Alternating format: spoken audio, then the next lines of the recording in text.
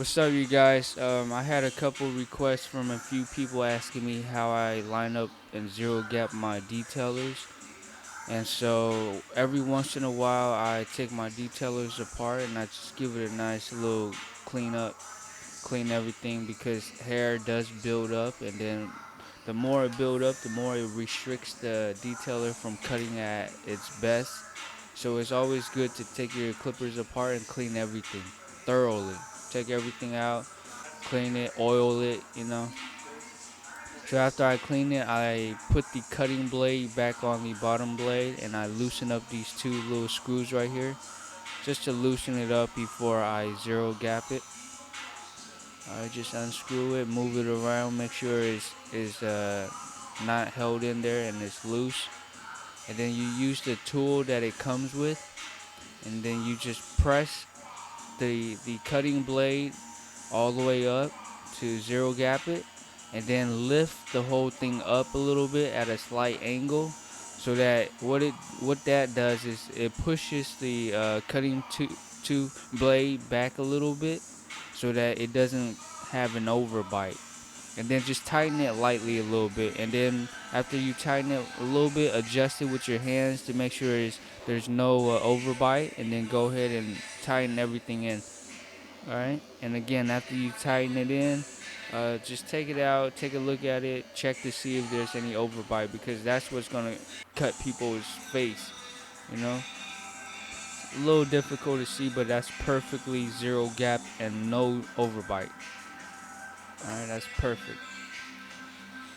All right, so the only difference with how I do my liners is um, is when I put it back on.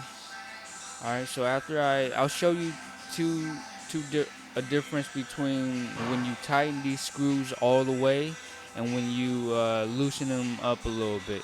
So the reason why I don't tighten my these two back screws right here all the way, because I feel like it causes friction from the cutting blade and then the machine itself.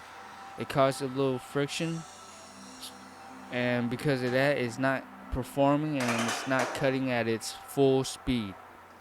All right, I'll show you the difference.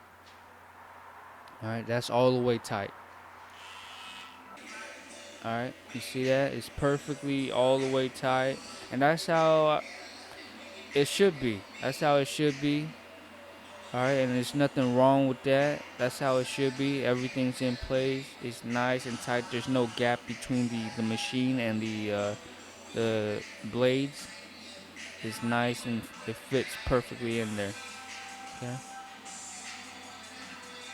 Right there, that little gap between the blade and the cutting teeth. So what I like to do is I like to loosen it up a little bit, because I feel like when I loosen it up just a little bit, um, there's no friction between the cutting teeth and the machine, which two things, it causes the machine to be more quiet, and then I feel like it's cutting it. You hear it? You hear it? It's really quiet. It's a lot quieter than if you were to tighten it all the way.